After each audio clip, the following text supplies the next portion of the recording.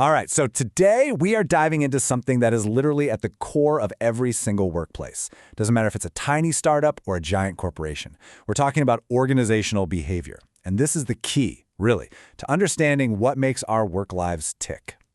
I mean, have you ever just sat back and wondered what is really going on? You know, why some teams just click and others are just a mess of drama? Or why some decisions get made that from the outside make absolutely no sense? Well, if you've ever asked yourself those questions, you are in exactly the right place. And this image right here explains everything. The absolute best way to think about any company or organization is to picture an iceberg. And we all know the deal with icebergs, right? It's what's lurking just beneath the surface that you really have to worry about. Okay, so let's really dive into this iceberg metaphor. Because I'm telling you, once you get this one idea, it's going to completely change how you look at your job, your team, and your entire company. So look at this contrast. Above the water, you've got the overt stuff. This is all the official business, the mission statement on the wall, the org charts, the technology, the HR handbooks. But below the waterline, that's the covert side.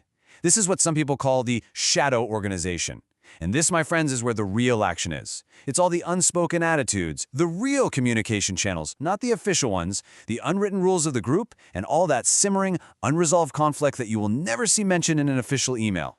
So how in the world do you even begin to see what's happening below the surface? Well, that is where organizational behavior, or OB, comes in.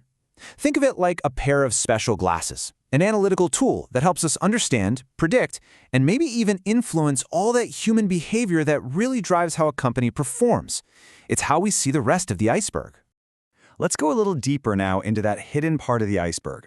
We're going to look at one of the biggest, most powerful forces at play. These invisible agreements that secretly govern our lives at work. Seriously, take a second and think about it. You go to work, what do you expect besides getting paid? You probably expect to be treated with respect, right? Maybe you expect a chance to learn something new, to grow. And on the flip side, your company expects things from you that aren't in your job description, like your loyalty, your commitment. This whole thing has a name, the psychological contract. It's not a piece of paper you sign. It's this powerful, unwritten set of expectations between you and your employer. It is the invisible handshake that has a massive influence on how you feel and act at work. And when that contract is honored, everything is great.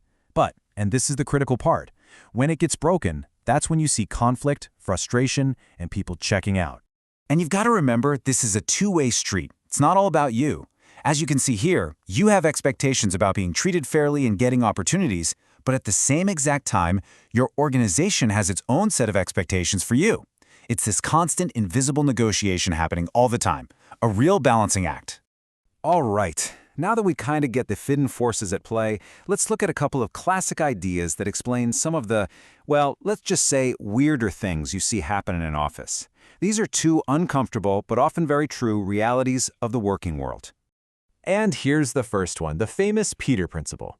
Now, it sounds kind of cynical, I know, but when you hear the logic, you'll see it everywhere. Lawrence J. Peter actually studied this and came up with this pretty startling idea about how promotions work. So here's how it works. You're great at your job, so you get promoted. Then you're great at that new job, so you get promoted again. This whole cycle keeps going until you finally land in a position that you just can't do very well. And that's often where you get stuck, at your level of incompetence. Peter also pointed out that you can get ahead through push, improving yourself, or pull, who you know. As he famously said, never push when you can pull. Okay, on to our second uncomfortable truth. Have you ever had that feeling where being busy just seems to create more busyness, where the amount of work just magically expands to fill up whatever time you have? Well, guess what? There's a name for that feeling. It's called Parkinson's Law. And the basic idea is that there's often almost no relationship between how much work actually needs to get done and how many people are assigned to do it. And this is a perfect, almost funny example of how it happens. So you've got an official, we'll call him A. He feels overworked. Now, he doesn't want to hire a rival, so he hires two junior people under him. They get busy, and pretty soon, they each need their own assistants. And all of a sudden, you've got 7 people all fully occupied creating work for each other to do the same job one person was doing in the first place. Sound familiar to anyone? So when you put it all together, the psychological contract, the Peter principle, Parkinson's law, you start to see that these aren't just abstract theories. They're all part of that massive, hidden, underwater section of the iceberg. They're the shadow side of your organization, and they matter a lot. And this really gets to the heart of it. We think the big fights at work are about strategy or budgets, but the truth is, the most vicious, bitter battles are usually fought over things like the office thermostat, or what music is playing, or who gets the good parking spot. And why? It's because those small things are actually stand-ins for all the deeper, unspoken issues hiding in that covert organization. So what's the big takeaway from all this? First, it's that hidden shadow side of a company that really determines if it's going to succeed or fail. Second, when leaders just ignore that covert side, all you get is conflict, resentment, and a whole lot of inefficiency. Third, understanding the whole iceberg, top and bottom, is the only way to build better, healthier places to work. And finally, and this one is for you, this knowledge is basically a superpower. It gives you the power to navigate your own career way more effectively. And that just leaves us with one final question for you to think about. Now that you have this idea of the organizational iceberg, take a fresh look at your own workplace. What are the unwritten rules? Who are the people who really have influence regardless of their title? What's really hiding just below the surface? I think the answer might surprise you.